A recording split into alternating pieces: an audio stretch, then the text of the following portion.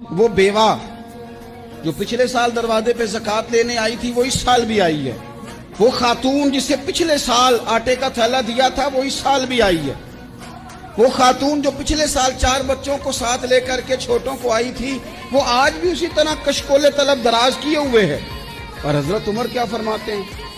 سیدنا فاروق اعظم رضی اللہ تعالیٰ عنہ ارشاد فرماتے ہیں، اس کو امام بہقی نے اور امام سیوطی نے نقل کیا ہے. حضرت عمر فرمایا کرتے تھے کہ اگر میں زندہ رہا تو عراق والوں میں تمہاری بیواؤں کے لیے ضرورت کا اتنا سامان کر جاؤں گا کہ بی بی جب تک زندہ رہے گی کسی کی محتاج نہیں ہوگی. اس کے لیے اس طرح کے اسباب پیدا کر دیے جائیں گے کہ اسے حاجت نہیں ہو. اس کے لیے مستقل بنیادوں پر اس کے اخراجات دیکھ کر اس کے لیے اہتمام کر دیا جائے. اسے دوبارہ کشکول طلب دراز کرنے کی ضرورت نہیں پڑے گی.